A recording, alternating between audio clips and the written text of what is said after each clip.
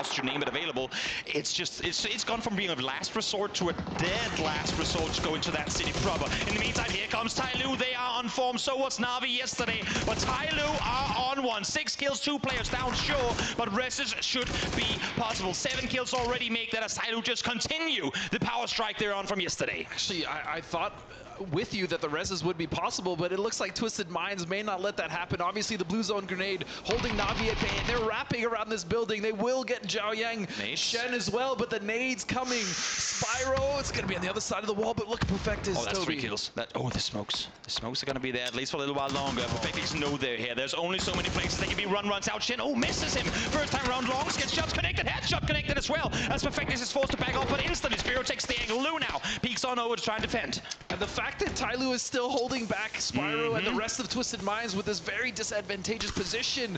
But look, Danawa has come now on the south side, as you pointed out, Toby. Danawa were safe inside the city on that southern side, but they're hearing all this and saying, this is our first game, we want a piece of it, and now Twisted Minds are getting caught from behind. All these teams trying to be the third party are getting backstabbed themselves, and just like that, Na'Vi out in an instant, and just like that, almost Twisted Minds out as well, but first it's going to be Tyloo fall into the hands of Lou, and Lou alone. But now he has to deal with the very angry Danawa as they come through, cleaning beautifully, as you said, coming in from the safety of the city to sweep this and get those kills. 4 in the name of the team, 3 in the way of Inonix.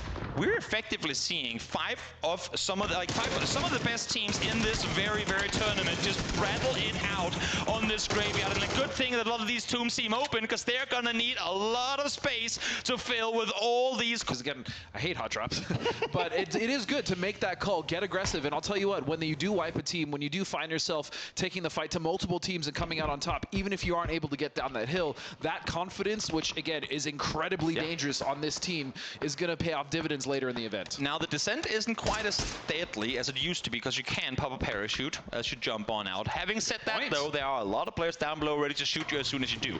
So it might be worthwhile taking the damage, because you'll be flying down faster. We'll see what Danawa ends up doing. Here they go, first parachute pop, Soul instantly headshotted by Snakers as he's torn down, taken out of the sky. But him going down allows for the rest of the team to get down the hill. They all 3 get hit.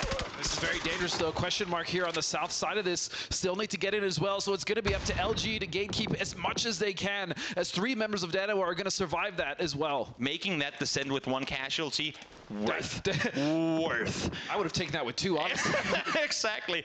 So now it's really on to question mark. I mean, they can wrap back down to the city where they were before. They know there's comfort down there, but similar to Danawa, question mark is a momentum-heavy team. They want to get those kills. They want to feel it right from the get-go, and it makes perfect sense. They're trying to get it here. In the meantime, now Luminosity realizing that, oh my lord, there's a lot of people coming for us, and this church ain't the best place to sit and wait for them to do so. And I can tell you that defending this church is very difficult, let alone one team. Imagine immediately comes out from Loki, as Inonix now going on the other side as well as question mark. They are absolutely surrounded. Molly's all over the place, and so far they're doing a decent job. Snakers will find the headshot there, and he'll knock Inonix. What a double headshot to come through. Such a limited angle to work with, but finds a double pop anyway.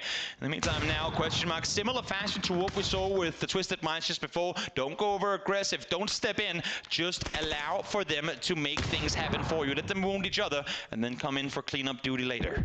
Even still, the fact that they got off that hill 6 kills, and now they're going into a potential top 4 situation here with only 5 teams alive. Loki could make something happen. He does need to hill if he can, but he's stuck and he's not moving for a while. Meanwhile, question mark, even though they don't have a lot of kills, they have been able to actually get quite a bit of control here on this fight. Exactly. How much are they willing to risk here at their game number 1? How much do they want? They know that if they stay outside the wall and wrap all the way north around, both Gen G and Friendify, who's set up on the northern side, they can just chill out and shoot them as they sit there, look towards the buildings. So you'd have to imagine that with this shift going north, they have to go in. They have to commit to it. They want to see one knockdown. Now it's been reset. Now they know reses have come through. They will, of course, have counted the kills, so they know it's a 2 alive on one side, 1 on the other. But the difference in whether being 3 or 4 alive here in the end game can also be the question of whether you win the game or not. So for question mark, the fact that they still play passive, still play contain, very wise, knowing that there's 2 other teams with 4 alive waiting for you. I was just about to say, because they don't know what's happening in the north side of the circle, and we do have 2 full teams. They have to be aware that that's probably going to be the case. And teams that have lost some members here is Taemin taking shots towards Friendly Fire, who have done themselves an amazing job of defending from the north. So we see a P90 on Roth. That is a devastating gun to be fighting with, especially in an urban ending like this. I mean, I feel like Friendly Fire have effectively been doing everything Gen G didn't have to. All the action, all the pressure in the city has been coming in from the east, because the circles kept shifting from the western side further towards that east. So all the players were like, oh, we'll wrap out east. No one else is going to be doing that. Yeah, everyone else was. And now, as we said, it was just a matter of time before Question Mark would have to at least somewhat commit. But this push around from Gen G, get out of the city, get some good off angles. We know Pio likes to run around his own, and now he is doing it here again. But Flood, great read on where Question Mark is currently positioned.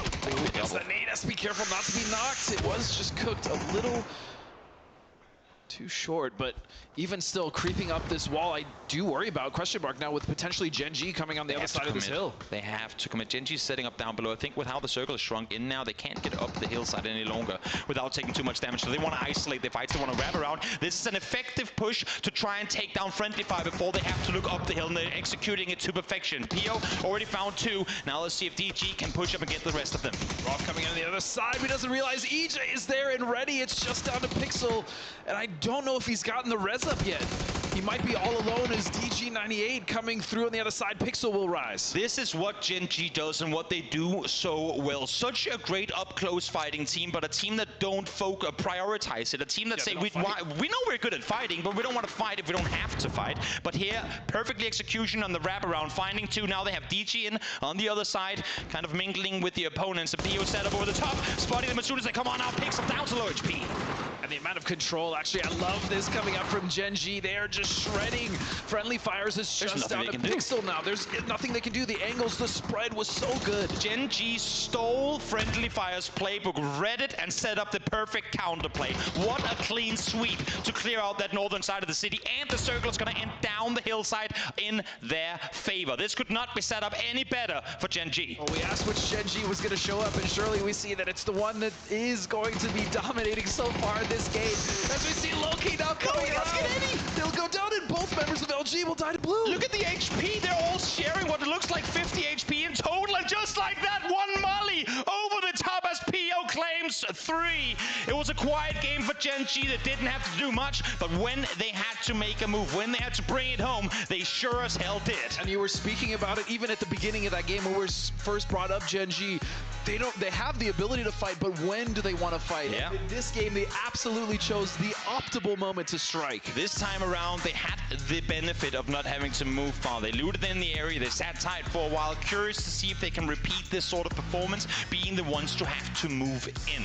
But what a hell of a performance. What a great start here for a lot of the Group C teams who hadn't played yet. Gen G, Danoa, Friendly Fire, and Question Mark as well, all up there. Most survival time on the server, only Luminosity joining them. Yeah, even Twisted Minds was able to get some points in there. That fight on the east was absolutely disgusting, but I'm sure the desk would absolutely love to break that